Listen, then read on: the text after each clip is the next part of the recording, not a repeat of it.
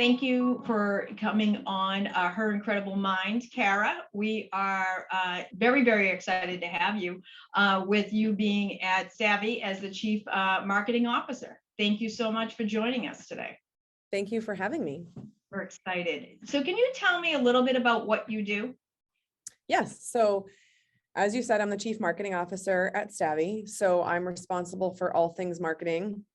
One of the things I love about my job is marketing has such a large remit. So all the way from building the brand and the messaging, creating awareness in the market, through figuring out who our target audience is, how we should be talking to them, why our product matters to them, generating demand and leads that we pass off to sales. I love the alignment in marketing with sales. That's one of the things I'm passionate about in my role, through our customers. So how are we talking to our customers, engaging with them, supporting them? So it really runs the gamut. You know, I think what's interesting now, especially with marketing, is you're dealing with so much data. It's interesting to see the metrics that you kind of work through, right? As a marketing professional, you're relying now more and more on the stats and the figures that come with that, in order to enable that sales force, you know what I mean? In order to keep that enablement of your sales force, 150%, in check. Do you feel like that is something that, as your career has evolved, you see more and more of? Yeah, and you see it through roles like performance or growth marketing. And I always joke because I always say, what does that mean? We all should be doing that as marketers. We should be looking at the data and figuring out, is what you're doing working? If you don't have numbers or goals and then numbers to track against those goals, how do you know if what you're doing is working? So there's definitely an influx of it, and it can be overwhelming. For me, a lot of it comes back to, what is our strategy? Why are we doing what we're doing? And then how do we use that data to support it and to really gauge if it's working or not? Yes, that is a unbelievably great point, because it is truly about the strategy and supporting the strategy through the data, not just using data sometimes to create the strategy, because you don't know sometimes what the qualifications are behind that, or how that data was put together. It could be for different measures than you were used to. So it's an interesting thing now, I think, so much with the data, because it drives so much of what we do, but we still need to really kind of put it in perspective to where it needs to be within the company. Yeah, I sometimes joke, what's in a number? Because you can sometimes have numbers tell you whatever you want them to. And it's how you're using those and the lens in which your numbers are nothing without like the narrative and tying it back to the business and why it matters. Yeah, that's great. Thank you. So one of the questions we talk about too is, kind of what matters to you most when you're thinking about your career? That's a good one. I am a team person. So I really think about the people that I'm working with, the leadership team at a company that I'm going to, and what is the company doing. So Stavvy, one of the things that compelled me to come here is just the impact. So I've been in tech my whole life and really passionate through a lot of different learnings and career navigating, that I want to be in a technology that is disrupting something, but also for the better. Like there's a real social responsibility that comes with that. And one of the things we talk about at Stavvy is just creating a world in which there's more accessibility for folks. So we're talking about digitizing the lending process, and that's really far reaching, in different demographics and different types of companies, and having an impact is really something that has driven me in my career as well. Yeah, it's what a nice kind of a way that you're approaching equity, right, within organizations, and trying to make sure that equity is there across the board when you're thinking about lending. And there are, we hear it all the time, that there's diversity that needs to be within all of even the venture capital firms, and and if it's financial or banking, you still see that there's a big push for equity when you're looking at getting equity. So it's interesting perspective. Yeah. And, we talk about things like the words we use, right? Like we have a product, we actually got our start in servicing. And so one of the things we talk about is, foreclosure and how to ease that process and eliminate some of the complication. And even terms like foreclosure, we have leaders on our team who are talking about lender versus borrower versus foreclosure, and how do we think about what these things mean in the market? And I get really passionate just being at this organization because it's a group of disruptors and pioneers who really want to change. And we're talking about things like language and not just terms we use, but how do we also break it down and make it approachable for people, like talk in layman's terms so that it doesn't seem so complicated and you need to have a PhD to understand what we're Right. doing. Yeah, I recently had a conversation with someone that they're looking at language even when you're job posting. So your job postings need to be written in a certain way to, kind of attract, women. There are ways to write a job posting that will attract, more women versus women sometimes read a job posting and there's something that is in the back of their head that says, oh, this isn't for me. And it really could be, but because it's written in a certain way, there's an assumption that, it's not the role that I'm looking for. So Yeah, that's an interesting thing. it is. And I think there's some kind of research that was done about women, if they don't feel like they can fit 100% of the role, won't apply for it, versus men, even if they think they've 25% of the way there, they'll apply for it.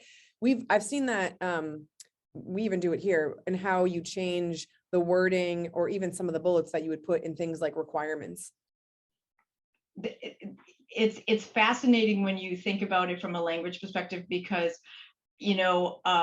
we've been talking like this for centuries, right? Or these job postings have been there for 50 years plus, 70 years, whatever it's been.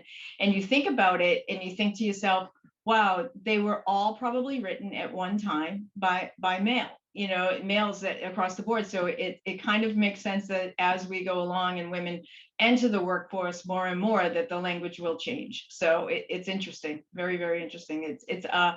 I think that you're spot on in the assessment of that one. Neat, Yeah. very, very neat. So what matters to you most when you're kind of looking at jobs across the board? Being in tech, a lot of what I look at is, what is the tech? What are they offering? Tech is one of those, I've been at companies that have kind of ridden out the wave and become more of a commodity. And that is a really hard place to be. Then you get really focused on the bottom line, and not that growth companies aren't, but it's like when everything is soaring, it's very different than when it's kind of dire straits. And so looking at, it's very unpredictable, right? But having the vision and the approach in market that you feel like you can get behind. And how am I going to grow in my own role? Like, am I going to be pushed outside my comfort zone? And even the last role that I was in, I was talking to people when I was leaving, and everyone's like, why are you leaving? You had such a great job. And I did. And I loved the company that I was at, but you can get comfortable in where you are. And now that I'm on the other side, I've been at this company for almost a year. There are things that I wanted to get uncomfortable because I think that's where growth comes from, but I didn't even realize what that meant. And it's like that learning where you are pushing yourself outside your comfort zone. I wanted to go to an industry I hadn't been in. I was in really established companies and I wanted to go to a startup. And so I consciously knew that I was going to be doing things that pushed me, but actually going through the experience is a whole other level of learning that you can't get when you're just sitting at your desk thinking about it. So I look for, am I going to be doing something different? Am I going to be working with a different group of people? Is, for me in tech, like, is it a tech that I can get behind and really feel like I understand? Do they have a vision, and do they know where they're going and who they want to be? And what can I learn that I don't already know? And I think that's something, we don't have the answer to when we're sitting on the other side. But for me, it's about like, how do I continue to grow as a person and as a professional? That's an amazing advice for young girls, especially teens. When I hear you say that, I think about the challenges that they go through, and the fact that they, when they go outside that comfort zone, that we all have, it's intimidating for them, and it becomes overwhelming, and they don't understand. I think that sometimes this is not going to be the only time you feel this way. Throughout your career journey, like you said, you can stay in a comfort zone, you can stay within, one area, but you won't grow. You won't grow, and that's something, that's really important, is that you continue to grow. But when you go and you do something like you did, which is kudos to you for, really recognizing that and coming outside the zone, there is a lot of self-doubt that goes with that. There are moments that look back and say, why did I do this? Or, I'm not qualified for this. I don't, I'm not at the level that I thought I was. The doubt that comes along with that is really, for me, has been sometimes overwhelming. And then there's other times where you just need to buckle down and say, you know what, you've got to stop, and you need to put your mind in gear and say, you know what, I can do this. I've got this, and it's really important. Yeah, I can relate to everything that you're saying. And I've actually talked before about imposter syndrome, and I actually think it's not a bad thing. Like but you have to quickly shift from the doubt to, well, how do I solve for this? And what does this mean? And how do I lean into this feeling to work through it and get to the other side? You know, I had that taking this job. Like, this is the biggest job that I've ever been in, at the smallest company that I've ever been in. And there's so many dynamics that I wouldn't have even seen that I'm kind of working through, but that there's growth in that. And something at every stage of my career that I have struggled with and feel like I have the best handle on it now that I've ever had is, I always felt like I needed to know everything. I needed to have all the answers. I needed to do all the work. And I experienced just the self-doubt and the imposter syndrome at every level when you don't feel like you can deliver on those things. And it took me, a long time and different moments in my career to realize I don't need to have nobody has all the answers, by the way. And if they do, that's the person you're looking at, like, this person thinks they have all the answers. That's not possible.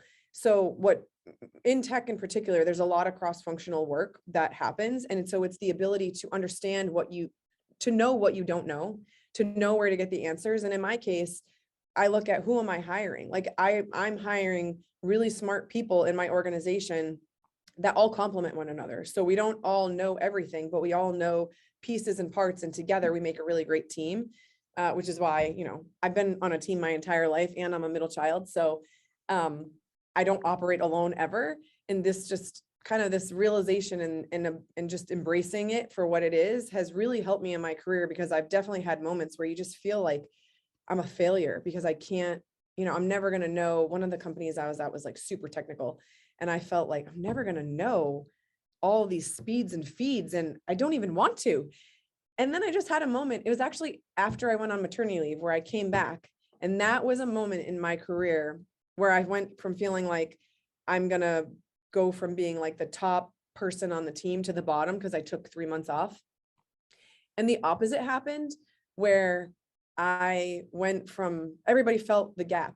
And I went from feeling like I had to have all the answers to that moment helped me realize what my strengths were, where I could bring together, for me, it's like my ability to bring together cross-functional teams and actually get work done. I didn't need to be, the product marketer that had the tech speeds and feeds. Like, that wasn't my strength. And I spent so much time focusing there.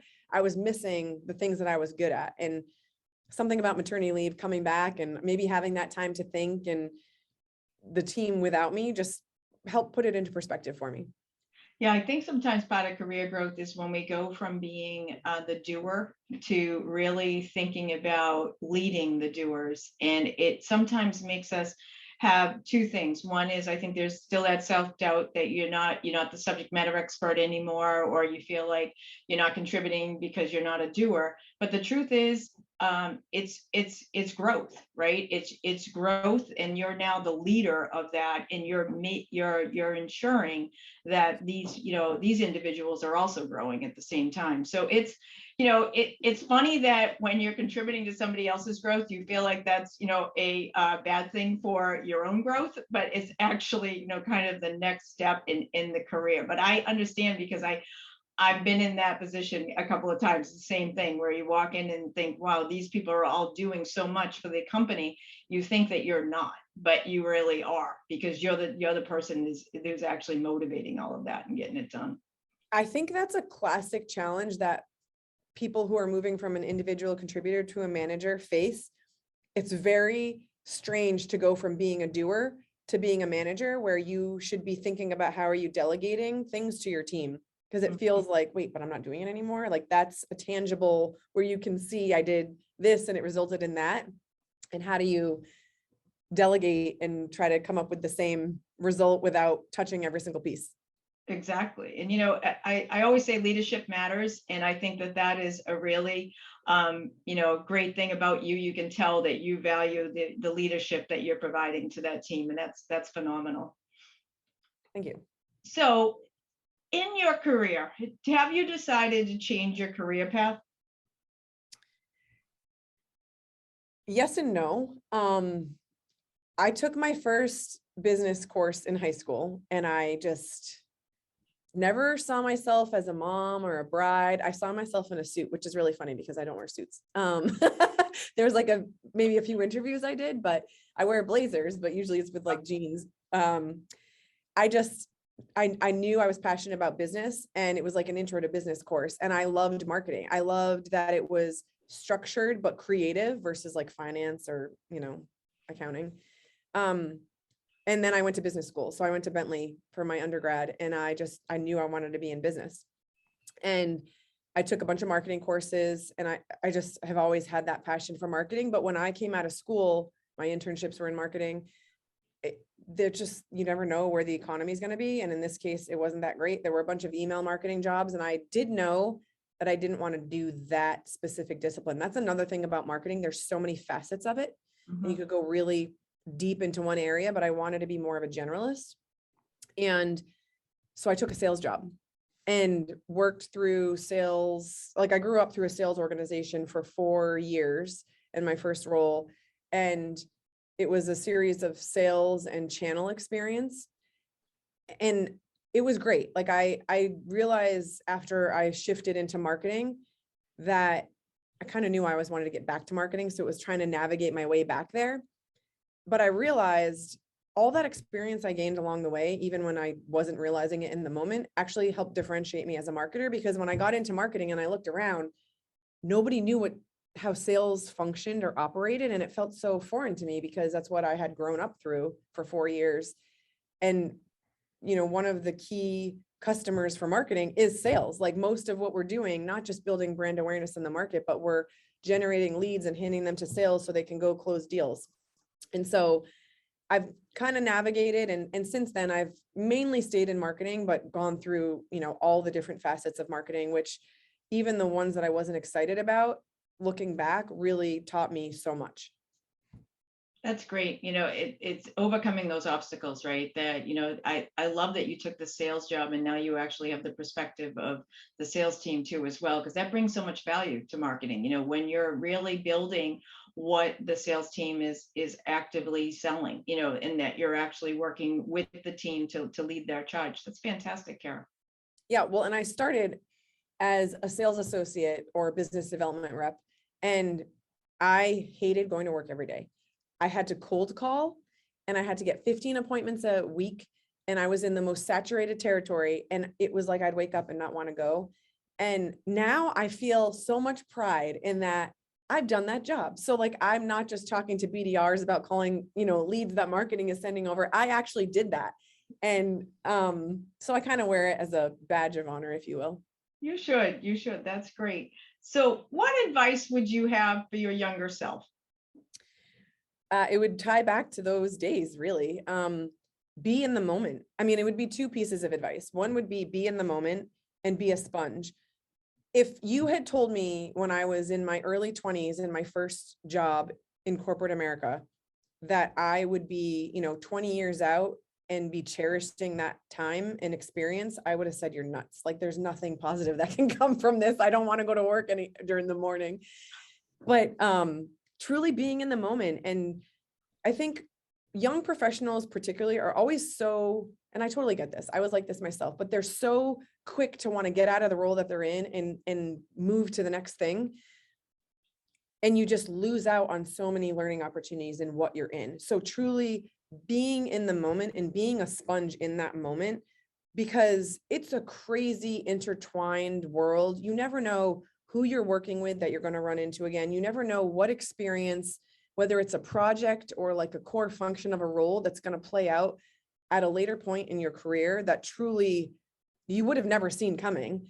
And I think there were points in my career where I was like too quick to try to move on and not really embracing the moment that I was in. And I also learned it's not this straight and narrow path. It's not like an upward trajectory. I have taken side steps, backward steps, zigzags. And there were moments when that was happening that I kind of felt like not ashamed, but just like, oh, I should just be going up and up and up and up. But that's not reality. And you don't learn that way. Like sometimes you do need to, like, that whole notion of slow down to speed up. Like I took steps backwards in my career, but those steps backwards actually catapulted me forward. And I took side steps, but it was like, what did I learn in those side steps that truly helped me in my career and helped me be a better, CMO in the role that I'm in today? It's interesting. First of all, you said that very well. I think that there's a lot of times where the younger generation actually thinks that it's a straight shot. You're going to go from, it's just like a project plan, right? There's a timeline that they're going to do this to this to this to this to this. It doesn't work that way. It is a journey. And we say this all the time, that young ladies need to understand that this is a journey. It's not, a destination. It's not just this one, mark in the plan. It is always going to twist and turn. There are going to be obstacles. And that tenacity that you had throughout your career is what got you to where you are.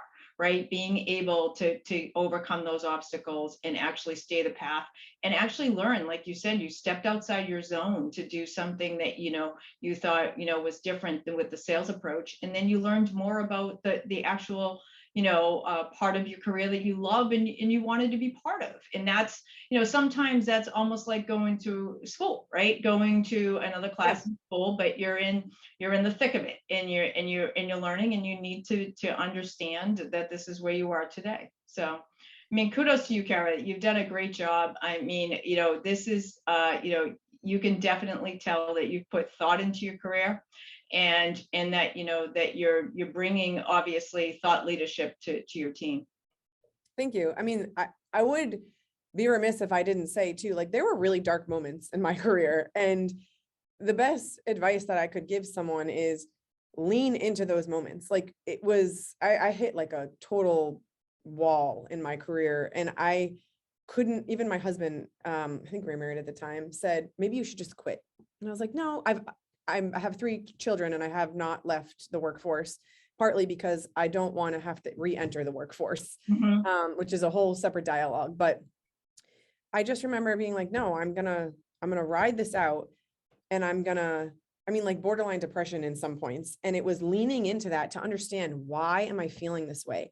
And I had, the best way I can explain it is like, one day the clouds parted and the sun came out, and I felt like in that whole process, I got to know myself better. And those are things that are like core to who I am now, but it took really leaning into it and trying to figure it out to get to the other side of it. It's true. And I think, that is sound advice, right? Is that you need to lean in, you need to feel the feelings that you're feeling, and that, you need to put those where they need to be and get the lesson out of it. I think that we all think that we're alone in our thoughts, but the truth is a lot of us feel that exact same way. I know that I felt that during COVID, was, kind of, how am I going to get, through this without having women to talk to, and being able to go to the water cooler and say, hey, what's going on with this, STEM initiative that we have, or, what's going on here or there. So, you have to make the best out of the situation. But I kind of, understand, that also, that thought of maybe you should just quit, you know what I mean? Because that is something sometimes that sends a message to a company. You never know. Yep. Well, thank you, Kara, for being here today. We really appreciate you being part of this. You're obviously a very insightful leader, and we really do appreciate that. Thank you. I appreciate the opportunity to share, and if it helps one person along the way, then it was worth it. Thanks, Kara.